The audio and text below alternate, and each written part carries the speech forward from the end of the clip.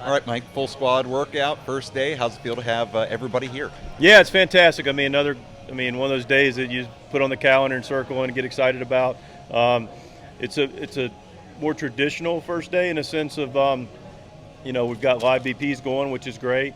We also have physicals for the position players, so we've got as you've seen the schedule, we've got a lot of moving parts to it. So the team isn't in full earnest. We'll have our team meeting tomorrow morning and kick it off pretty much the same time moving forward. But yeah, it's a great day to have all the boys in the clubhouse and get them on the field and get them together and start our season. So tomorrow's when you'll do your speech, and Tomorrow's the State of the Union address. Yes, that's correct. and tomorrow's starting time will be kind of what they can count on, what we can count on. Yeah, that's a good question, Ace. We'll have a little bit of fluidity in our starting times. We always want to take advantage of the work day.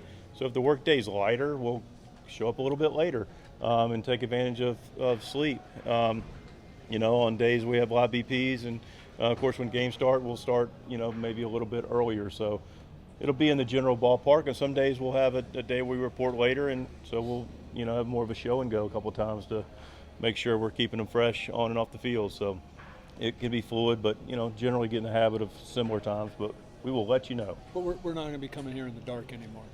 We're not going to be here at dark 30, but there are some times where we will have to start a little earlier based on the day, and a lot of BP days are more inclined to be towards those days.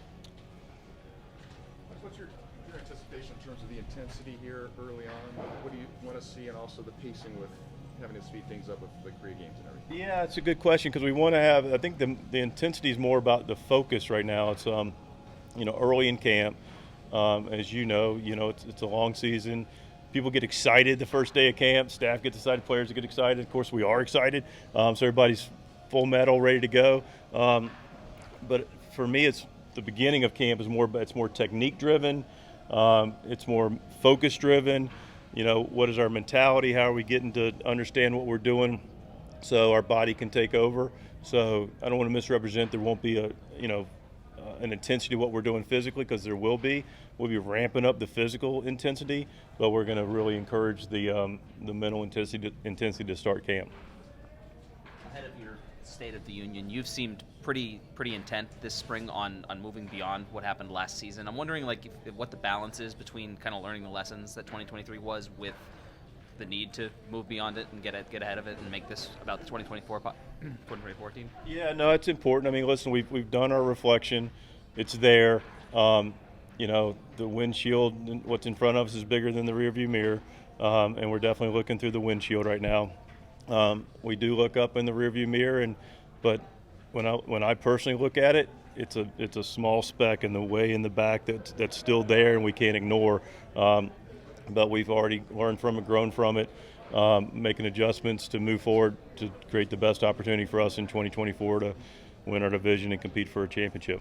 Joe said a little bit earlier in the clubhouse that you've used the term elite adjusters. Can you dive in a little bit deeper into what that really means? Yeah, so it has. This game's about adjustment. We hear that all the time, right? And first of all, before you have to make an adjustment, the better you're prepared and the better we're communicating and the better we're organized, the fewer adjustments you have to make. All right, so we don't want to make a lot of adjustments, but this is a game regardless of that. We always want to prepare for the black and the white, so when the gray breaks out, that we can make adjustments quicker. And the group that makes the adjustments the quickest are elite.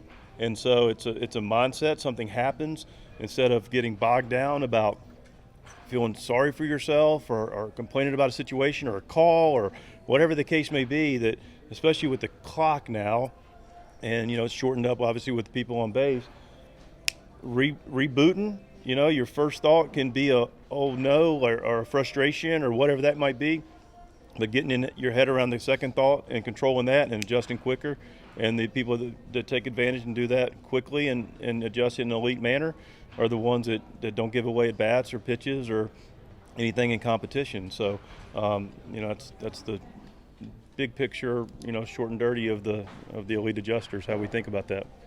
How much impact It's a mindset. Oh, sorry. No, it's fine. How much impact do you think any manager can have on a team? And for you personally, what do you hope this team will do differently because you are managing it? Yeah, it's a great question. I don't know. I mean, it's great because candidly, it's hard for I think our entire industry to evaluate really, the value of the manager. I can only speak from my lens, and it's a great question. I do think about it, but I have never answered it, so I've got to be mindful about this. Ultimately, I view the manager's role as, first of all, to create an atmosphere where people are enjoying themselves. I want to make sure that everyone, staff, primarily, of course, the players, just want to come to the ballpark. It's a long season, so, an atmosphere of enjoyment, of respect, of inclusion, of being able to have everyone feel valued and heard. I think that's, again, everyone, but especially players, making sure that they feel like they can communicate what they want. It's their careers. I take it very seriously. With our staff, without our players, we don't have jobs. So just mindful of what they're doing and their freedom to communicate what they're thinking. That's important. And then beyond that is we really owe our players, our organization, our fan base, because we're also not here without our fan base. We don't have jobs without them. We don't have jobs without players. So I have a responsibility to our people that put their energy and time and their resources to support us, our front office, and our team and our players to make sure that we're organized, prepared, and they are ready to go compete with and know what they're going to expect in competition, and put them in the best places I can put them in. That's ultimately my job, and I do it to the best of my ability, and whatever that value is, it is. We probably get way more credit than we deserve, and I'll always take the blame. Mike Xander's here, and I wonder what does that mean? Like, where's he going to be? And I think he's in the clubhouse. Yeah. I'm just messing with you. So it's a very good question, Ace. As always, you're on it. There is something to make this group aware of. Xander is coupling with us and partnering with the group and the team. He's going to make he's going to go to second base, and Kimmy's going to play shortstop. So when you use the word, I don't use this word a lot. My admiration for Xander Bogaerts went through the roof in this transition. He's going to go. He's going to get his work in. It's I can't say it's like etched in stone 100%. We're going to let him do it. We're going to see what it looks like. We're going to evaluate it. But it's not something that, he's all in right now to go over, give it its full due. But my admiration for him to be a good teammate, to recognize that, we have an elite defender in Kimmy, who won a Gold Glove, to go back and play shortstop is I just admire and think it's very impressive, and it speaks a lot for his team first. I care about our group, big picture. It says a lot about him, so it's impressive. How does this make you better? Well, listen. Again, back to Kimmy. He's an elite defender. Finished towards the top of the voting a couple years ago at shortstop and Gold Glove. And I want to stop there, and I shared this with Bogey. I didn't look. You talk about that rearview mirror of last year, looking back at it. One of my personal reflections last year, looking at where Xander Bogaerts played at shortstop, was very favorable, was very positive. We're looking at it. You look at it metrically, it's favorable. The eye test was favorable. So I don't want to misrepresent that. Xander Bogaerts played a really good shortstop for the San Diego Padres last year, and it was a positive part of us in the success that we had. But now you look at it and you recognize that you do have a guy in Kimmy that also won a Gold Glove as a utility infielder. And I will never speak for Bogey. You'll have an opportunity to ask him questions, speak for himself.